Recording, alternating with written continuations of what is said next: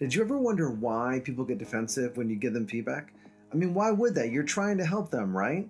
And what makes it even more confusing is oftentimes they're the one who wanted the feedback in the first place. To help you avoid falling into the trap of giving feedback that is met with resistance, I want to share with you why people resist feedback.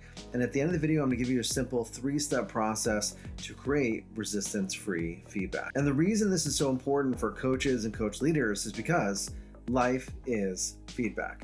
Think back to early childhood, walking, talking, learning all the basic rules about how life works.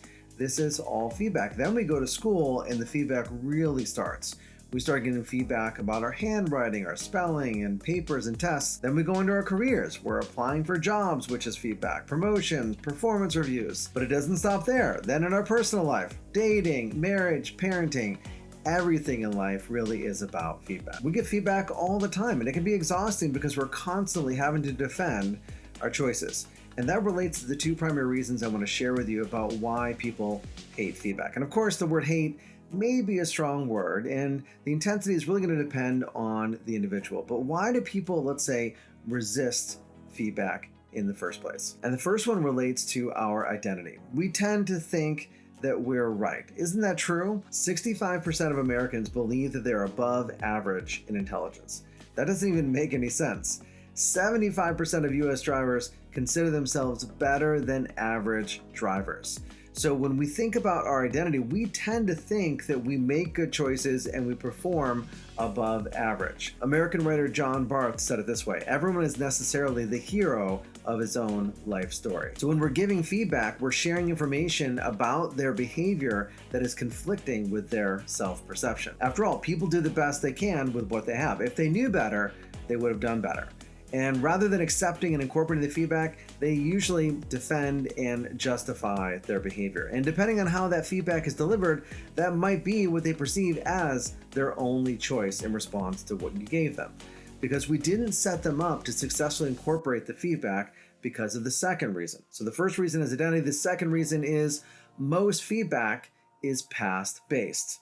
Since we can't change the past, all we're left with is defending why we did what we did. So there are 2 primary reasons people hate feedback. Number 1, it undermines our identity. And number 2 is it's past-based and we can't do anything about changing the past. So what do we want to do instead? Our job as coaches and coach leaders is to help people improve performance, to change their behavior. So I want to share with you 3 steps to resistance-free feedback. The first one is get permission to give feedback. You can simply ask, are you open to feedback? Or do you want some feedback on this? And guess what? They always say yes. Now we're not done there. Then once you get permission for the feedback, then you want to really clarify, double down on this and ask, do they want feedback or do they want affirmation? Because they're not always the same thing. And if they ask for affirmation, then you're off the hook. You don't have to give them feedback because they just told you what they really want. They don't want feedback to improve. They want to be told how well they really did. And that's really an important point, especially in the context of family and friends and children. When they're showing you their drawing or the project they've been working on, and they say they want feedback, they may not really want feedback. They just want affirmation. So find out what they really want and then give it to them. Now that works really well in the personal level, but if you're dealing with an employee, your job is to give feedback, not just affirmation. And that leads us to the last part of how do we actually give the feedback, not just the affirmation. So remember, why do people hate feedback? Because it's contrary to their identity and it's past focus. So what we want to do is give feedback that's addressed to handling both. And this is the best and better model. We start by acknowledging what they did best. This is the affirmation piece that relates to the fact that they already believe they did a good job because they did the best they could with what they had. So we start by what they did best, then we share what they could do better in the future, not the past. Remember, when we focus on the past, that leads to resistance. So what can they do to make it even better in the future? Not that it was bad before, we're just talking about how to make it even better in the future. Let's take a look at an example in the context of delivering a presentation. So someone delivers a presentation and they want feedback on that presentation. Well, instead of focusing on all the things that they didn't do correct, I can start by affirming what they did best. I really love the content and the engagement that you had and what they could do better. Next time, I think it might be helpful if you had more exercises so people can have some hands-on learning experiences.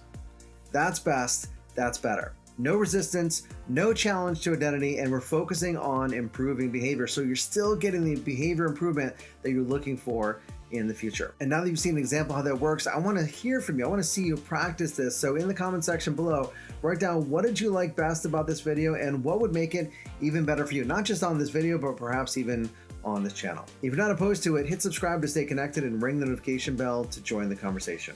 Until next time, develop yourself, empower others, and lead by example.